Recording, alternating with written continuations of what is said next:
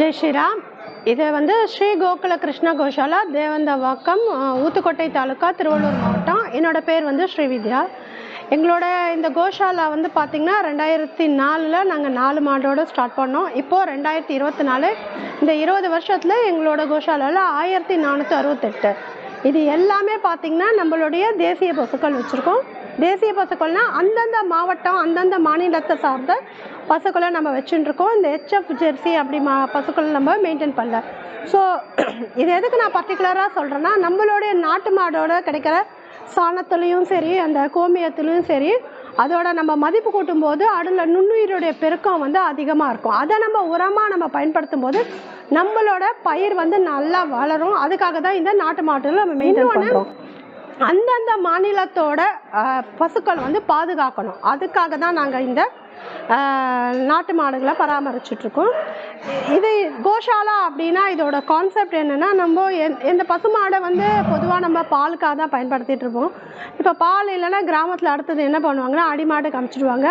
அதே மாதிரி இன்னொன்று என்னென்னா காளைகள். அந்த காளைகளை வந்து இப்போ நம்ம வந்து முன்னெல்லாம் வந்து நம்ம விவசாயம் பண்ணுறதுக்கு நம்ம இந்த மாட்டு பொங்கலில் இன்றைக்கி வந்து நம்ம எதுக்கு நம்ம பேசுகிறோன்னா, இந்த மாட்டு பொங்கல்ன்றது இந்த மாட்டுக்காக தான்.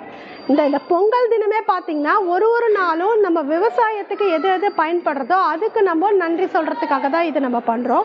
இப்போ காளைகளை வச்சு யாருமே உழவு பண்ணாதனால, அதே மாதிரி காளைகளை வச்சு இனப்பெருக்கம் பண்ணாதனால, எல்லாருமே இந்த இன்ஜெக்ஷன் போனதுனால காளைகள் தான் நிறைய வந்து வெட்டிக்கு போகுது. அதனால் நாங்கள் நிறைய காளைகளை தான் வந்து நாங்கள் வச்சு பராமரிச்சுட்ருக்கோம். இன்னொன்று பார்த்திங்கன்னா, எதுக்காக கோஷாலா ஆரம்பிக்கணும், எதுக்காக மாடு வளர்க்கணும் அப்படின்னா, ஒரு நாட்டோட முக்கியமாக நம்ம இந்தியாவோட முதுகெலும்பு பார்த்திங்கன்னா விவசாயம் தான். நம்மளுடைய பொருளாதாரம் விவசாயம் தான். அந்த விவசாயத்துக்கு மாடு இல்லாமல் நம்ம ஒன்றுமே பண்ண முடியாது. நம்ம யூரியா ஃபெர்டிலைசர் என்ன போட்டாலுமே நீங்கள் இயற்கையாக அடி உரம் வந்து இந்த சாணத்தை தான் இப்போ வரைக்கும் எல்லாருமே போட்டுட்ருக்காங்க. அப்போ அதுக்கு அடிப்படை வந்து பார்த்திங்கன்னா பசுமாடு. அந்த பசுமாடை வந்து கிராமத்தில் இருக்கிறவங்க எல்லாருமே வந்து அதை பாதுகாக்கணுன்றது தான் என்னோட கோரிக்கை. எங்களோட கோஷாலா முக்கியமாக நாங்கள் என்ன எங்களோட ஆக்டிவிட்டீஸ்னால், இந்த மாதிரி அடிமாட்டுக்கு போகிற பசுமாடோ காளைகளோ வச்சு நம்ம பராமரிச்சுட்டுருக்கோம். இன்னும் வந்து இந்த லோக்கலில் இருக்கிற மக்களுக்கெல்லாம் வந்து இந்த காளைகள் மூலமாக உழவு செய்யறதுக்கு நாங்கள் அவேர்னஸ் கொடுத்து, அவங்களுக்கு காளைகளும் அந்த ஒரு 10 நாள் அவங்க வந்து அந்த கடலை போடுறதோ இல்லை நெல் போடுறதோ அவங்க பயிர் போடுறதுக்கு இந்த காளைகளை எடுத்துகிட்டு போகிறாங்க. அப்போது அந்த மண்ணை வந்து நல்லா வளமாக்கிறதுக்கு இந்த காளைகள் வந்து, இது ஏற்கனவே நம்மாழ்வார் ஐயா சொல்லியிருக்காரு, நான் எதுவும் புதுசாக சொல்ல போகிறதில்ல. அந்த காளைகள் வந்து பார்த்திங்கன்னா சாணம் போடும், கோமியம் போடும். அந்த சாணத்தை சாப்பிட்றதுக்கு அந்த மண்புழு வரும். மண்புழு தான் எல்லாருக்குமே தெரியும் விவசாயியோட நண்பன்றது. அந்த மண்புழு வந்து சாப்பிடும்போது அந்த ஏர் ரொட்டேஷன் இருக்கும்போது அந்த பயிர்கள் நல்லா வளரும். இதுக்காக தான் நம்ம அந்த காலத்தில் வந்து பார்த்திங்கன்னா மாடை வச்சு உழவு ஓட்டிகிட்டு இருந்தோம். சாணத்தெல்லாம் வந்து நம்ம நிலத்தில் போட்டுட்டு இருந்தோம். நாங்கள் இங்கே வந்து இப்போ காளைகளை வச்சு நம்ம என்ன பண்ணுறோம், காளைகள் வந்து எதுக்குமே உதவாது, காளைகளை வச்சு நீ என்ன பண்ணுறதுன்னு கேட்குறவங்களுக்கு நிறைய விஷயங்கள் காளைகளை வச்சு பண்ணலாம். நம்ம இந்த மாதிரி உழவு ஓட்டலாம். இன்னொன்று வந்து காளைகளை வச்சு நாங்கள் இந்த வரட்டி தட்டிகிட்ருக்கோம். முக்கியமாக நம்மளோட கோஷாலாவில் இந்த கோ பொருட்கள் பண்ணிகிட்ருக்கோம். பஞ்சகவ்ய பொருட்கள், சாணம், கோமியம், பால், தயிர், நெய், இந்த 5 பொருட்களை வச்சு நம்ம ப்ராடக்ட் பண்ணிகிட்ருக்கோம்.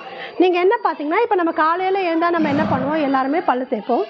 அந்த பல்லு தேய்க்கிற பல்பொடியிலேருந்து ரெகுலராக நம்ம பண்ணுற எல்லா ப்ராடக்ட்ஸுமே நம்ம இந்த கோ பொருட்கள்லேருந்து பண்ணிகிட்ருக்கோம். நைட்டு நம்ம பயன்படுத்துகிற கொசுவத்தி வரைக்கும் இது எதுவுமே வந்து நம்ம கெமிக்கல் இல்லாமல் நம்ம இந்த வெறும் பசுமாடோட சாணம், கோமியம், பால், தயிர் வச்சு பண்ணிகிட்ருக்கோம். இந்த வரட்டி சொல்கிறோம் இல்லையா, அந்த வரட்டிக்கு இப்போ நம்மளுக்கு நிறைய டிமாண்ட் இருக்குது. அதே மாதிரி சாணத்தில் பார்த்திங்கன்னா செங்கல் பண்ணலாம். நாங்கள் செங்கல் பண்ணிகிட்ருக்கோம். அதே மாதிரி காளையோட சாணத்தை வச்சு பெயிண்டிங் பண்ணலாம், பெயிண்டிங் பண்ணிகிட்ருக்கோம். ஸோ காளைகள் எதுக்குமே ஆகாது அப்படின்னு சொல்கிறவங்களுக்கு காளைகளை வச்சு இவ்வளோ பண்ணுறதுக்கான வாய்ப்புகள் இருக்குது. பசுமாடு பால் மட்டும்தான் கொடுக்கும்னு நம்ம யோசிக்காமல் அதோட சாணத்துலேருந்து, கோமியத்துலேருந்து நாங்கள் ஃபினாயில் பண்ணுறோம், பல்பொடி பண்ணுறோம், சோப்பு பண்ணுறோம், டிஷ்வாஷ் பவுடர் பண்ணுறோம், தலைவலி தைலம் பண்ணுறோம், ஷாம்பு பண்ணுறோம், ஹேர் ஆயில் பண்ணுறோம். இவ்வளோ வந்து பார்த்திங்கன்னா நம்மளுடைய பசுவோட சாணத்துலேருந்து கோமியத்துலேருந்து பண்ணுறோம். ஸோ ஒருத்தரும் நம்மளால் முடிஞ்சது இந்த மாதிரி கோ சேவா பண்ணுறவங்களுக்கு, கோ சம்ரக்ஷணம் பண்ணுறதுக்கு அவங்களால முடிஞ்ச உதவி பண்ணலாம். இல்லை இந்த மாதிரி கோ பொருட்களை வாங்கி நம்மளையும் நம்ம ஆரோக்கியமாக வச்சுட்டு அந்த பசுக்கொலையும் காப்பாற்றலாம். நம்மளுடைய கோஷாலாவில் பார்த்தீங்கன்னா animal welfare board of India, அதுக்கப்புறம் தமிழ்நாடு அனிமல் வெல்ஃபேர் போர்டு, மத்திய அரசு மாநில அரசு ரெண்டுக்கிட்டையும் நம்மளோட கோஷாலா ரெகக்னைஸ்டு வாங்கியிருக்கு. நம்மளோட கோஷாலாவில் ATG எக்ஸம்ஷன் இருக்குது. அதை தவிர்த்து நீங்கள் ஏதாவது உங்களோட கல்யாண நாள், பிறந்த நாள், குழந்தைங்களுக்கு பேர் வைக்கிறீங்க, அந்த மாதிரி போது நீங்கள் பசுக்கு ஏதாவது ஒரு கீரை, புல், பழம் வாங்கி கொடுக்கலாம். நம்மளோட கோஷாலாவில் ATG எக்ஸம்ஷன் இருக்குது, அதாவது வருமான வரி விலக்கு இருக்குது. நீங்கள் வந்து ஒருத்தரும் வந்து டொனேஷன் தான் தரணுன்றது இல்லை. நம்ம ஒரு பல்பொடி வாங்கலாம், விபூதி வாங்கலாம். இப்போ விபூதி வந்து சுத்தமான விபூதின்றது நாட்டு பசு சாணத்துலேருந்து பண்ணுற விபூதி.